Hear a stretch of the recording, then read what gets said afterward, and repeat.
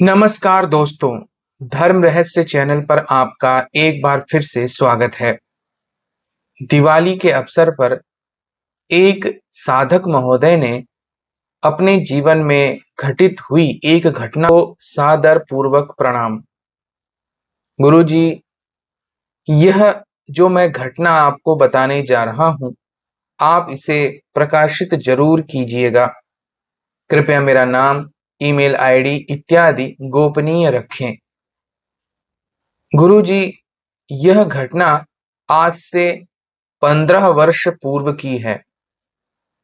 तब मैं दिवाली का त्योहार मनाने के लिए अपने परिवार के पास पहुंचा था। मेरी सरकारी नौकरी थी, इसलिए मेरे सामने ऐसा मौका वर्ष में कम आता है जब कामकाज छोड़कर परिवार के साथ त्योहार मनाने को मिलते हैं। लेकिन मैं आपको स्पष्ट रूप से बता दूं, मेरी पोस्टिंग कहीं थी और मेरा परिवार कहीं और रहता था। स्पष्ट रूप से मैं आपको नहीं बताऊंगा, लेकिन आप समझ अवश्य सकते हैं। गुरुजी, मैं बस लेकर अपने घर पहुंच चुका था। शाम के समय दिवाली पूजन होना था और सबने पटाखे जलाने शुरू कर दिए थे कि तभी मेरे पिताजी की थोड़ी सी तबीयत खराब हो गई। उन्होंने मुझसे कहा कि तुम अगर हो सके तो कुछ दवाएं लेकर आ जाओ। मैंने कहा, पिताजी, मैं इस जगह को बहुत अच्छी तरह नहीं जानता हूं, क्योंकि हम लोग इस त्योहार को मेरी बीवी के मायके में मना रहे थे और यह एक संयोग था जब ऐसा हुआ था, वरना अधिकतर मेरे घर पे ही दिवाली मनाई जाती थी। लेकिन क्योंकि मेरी पत्नी की इच्छा थी, इसीलिए मैंने हामी भर दी थी और मेरा भी पूरा परिवार यहाँ उपस्थित था। सरकारी नौकरी में छुट्टी जल्दी नहीं मिलती, इसलिए प्लान पहले से बनाने पड़ते थे। तब मेरे पिता के लिए मुझे दवाई लेने के लिए उस रात में बाहर निकलना पड़ा। मैंने आसपास जाकर पूछा तो लगभग सारी दुकानें बंद होने लगी थी, क्योंकि दिवाली के मौके पर सभी लोग अपने अपने घरों को निकल जाते हैं। लेकिन एक व्यक्ति से पूछने पर उसने बताया कि लगभग 1 किलोमीटर दूर एक मेडिकल शॉप है, जहां पर आपको अवश्य ही अभी भी दवाइयां मिल जाएंगी, क्योंकि वह देर रात को ही अपने घर को जाते हैं। तो मैंने उनसे रास्ता पूछा। उन्होंने एक मार्ग बताया, लेकिन उन्होंने कहा, अगर आपको देर नहीं करनी है तो बीच में एक शमशान घाट पड़ता है, उसके बीच से होकर अगर आप जाएं तो बड़ी जल्दी निकल जाएंगे और पूरा रास्ता बच जाएगा। मैंने कहा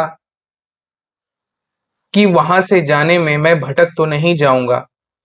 तो उसने कहा, कोई समस्या नहीं है, बीच में पक्का रास्ता है और आपको इधर उधर कहीं नहीं मुड़ना, आप सीधे ही उस मार्ग से उस दुकानदार तक पहुंच जाएंगे। तो मैंने उसकी बात को मानते हुए उस ओर कदम बढ़ा दिए। तभी मुझे शमशान घाट का गेट मिल गया और वहां से मैं सीधा अंदर जाने लगा कि तभी कुछ दूरी पर मुझे जो नजारा दिखाई दिया उसको देखकर मेरा मन सारी बातें भूल गया और मैं उसी ओर बढ़ चला। असल में मैंने एक लड़की को, जो सर्वथा निर्वस्त्र थी, एक हाथ में तलवार लेकर उस ओर जाते हुए देखा जहां एक चिता जल रही थी। ऐसे दृश्य को देखकर मन में कौतूहल बहुत ज्यादा होता है, इसीलिए मैं उस लड़की के पीछे पीछे जाने लगा।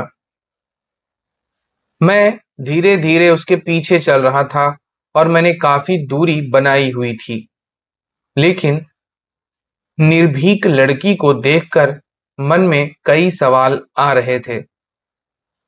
लेकिन मुझे इतना तो पता था कि यह कोई साधारण कन्या नहीं है, यह कोई विशेष तांत्रिक साधना करने वाली कन्या है।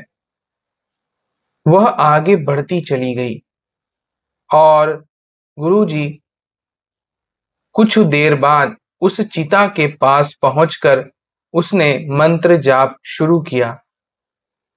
तभी अचानक से उस चिता की अग्नि 4-5 फुट ऊपर तक जलने लग गई।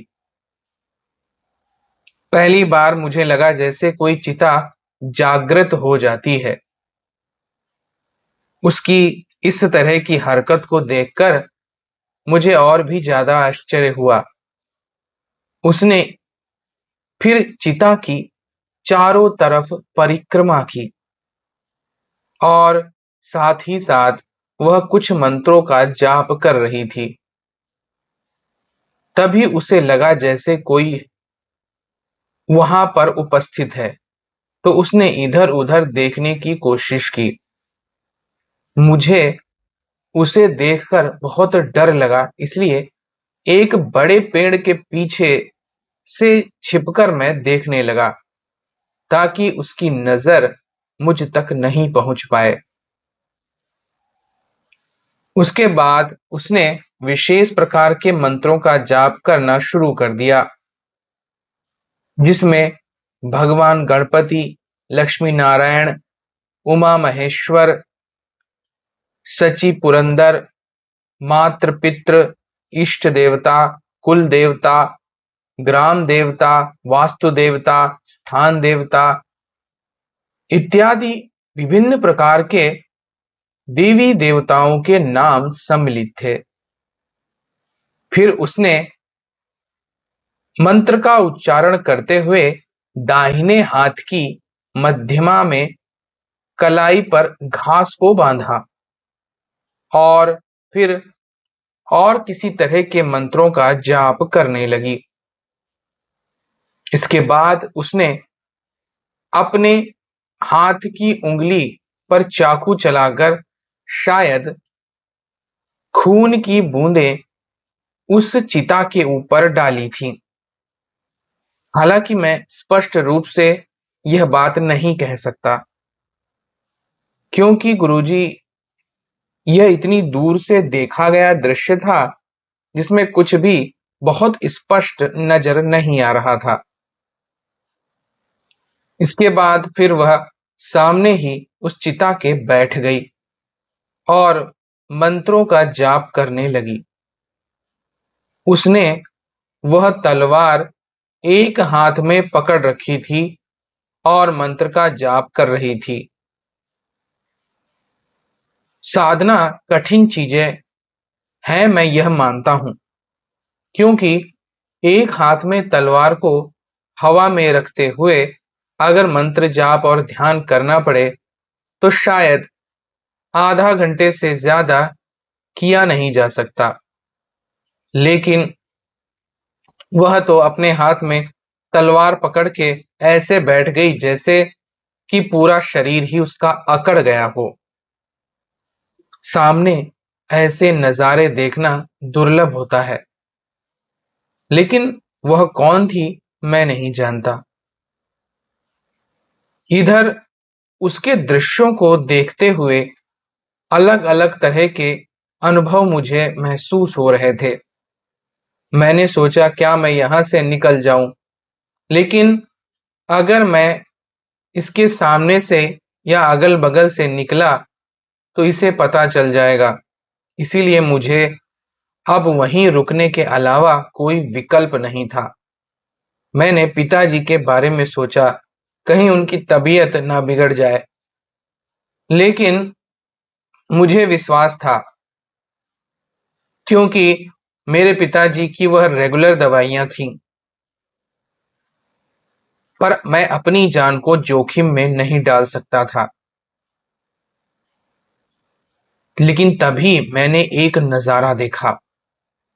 मैंने आस-पास बहुत सारी प्रेत आत्माओं को घूमते हुए उसके चारों तरफ देखा। पहली बार प्रत्यक्ष रूप में आत्माओं को देखना सबसे ज़्यादा खतरनाक अनुभव होता है। वह सब प्रदर्शित हो रही थी और फिर गायब। चारों तरफ वह घूम रही थी। शायद उसे रोकने की कोशिश कर रही थी, लेकिन उसे रोक नहीं पा रही थी। उसके नज़दीक जाने की वह कोशिशें कर रही थीं, लेकिन कोई भी उसके नज़दीक नहीं जा पा रहा था। आखिर इस रहस्य का क्या होना था, मैं नहीं जानता। लेकिन अब गुरुजी जो मैंने देखा, संसार में कोई इस बात की कल्पना नहीं कर सकता। गुरुजी, इसके बाद मैंने उस चिता से एक पुरुष को बाहर निकलते देखा, जिसका शरीर आग जैसा था। उसने इस कन्या के गले लगकर उससे कुछ कहा और फिर दोनों उस चिता पर जाकर लेट गए और वहीं से गायब हो गए। जब मैंने यह देखा तो मेरा शरीर पसीने-पसीने हो गया। दुनिया में ऐसी चीजें भी होती हैं, मुझे इस बात का कोई अनुमान नहीं था। यह क्या था? कोई इंसान क्या ऐसा कर सकता है? आखिर यह सब क्या था? गुरुजी, इसके बाद जैसे ही यह सब कुछ शांत हुआ और उस चिता की अग्नि शून्य हो गई, मैं वहां से बहुत तेजी से भागता हुआ अपने घर वापस लौट गया। मैंने पिताजी से कहा कि कोई दुकान खुली नहीं थी और जाकर लेट गया। मैंने ना तो पटाखे फोड़े और ना ही कुछ किया। सुबह मुझे तेज बुखार था। सबने मेरे लिए ही दवाई लाना उपयुक्त समझा और आज इस घटना को 15 वर्ष बीत चुके हैं, लेकिन मैं आज तक नहीं समझ पाया कि उस जगह, उस दिन, दिवाली की रात को क्या हुआ था। गुरुजी, इस बारे में कुछ प्रकाश डालें और इस अनुभव को प्रकाशित अवश्य करें ताकि दिवाली की रात में घटित हुए इस तरह के अनुभव को सभी लोग जान सकें। आपका विशेष रूप से धन्यवाद। तो देखिए, इन्होंने जिस कन्या को देखा, वह कोई योगिनी शक्ति रही होगी, जो दिवाली पर धरती पर आकर इस तंत्र साधना को संपन्न करती होगी। उसे ने ही किसी भैरव शक्ति को साध रखा होगा और किसी वचन के कारण धरती पर आकर वह रात्रि में यह साधना संपन्न करती होगी। इनकी नजरों ने इस दृश्य को इसलिए देख सका क्योंकि कहीं न कहीं किसी न किसी पूर्व जन्म में इन्होंने इन्हीं चीजों से जुड़ी हुई कोई साधना की होगी, तभी इनकी आंखों ने यह दृश्य देख सका। हमारे आसपास बहुत सी ऐसी घटनाएं घटती रहती हैं जिन्हें हम देख नहीं पाते जब तक कि शक्तियों की विशेष कृपा ना हो। दीपावली की रात्र में न सिर्फ पृथ्वी लोक में बल्कि संसार में, इस ब्रह्मांड में कहीं पर भी अजीब अजीब तरह की तांत्रिक साधनाएं सभी लोकों की शक्तियां संपन्न करती हैं, और यह उनमें से ही एक साधना थी। तो अगर आज का वीडियो आपको पसंद आया है तो लाइक करें, शेयर करें, सब्सक्राइब करें। आपका दिन मंगलमय हो। धन्यवाद।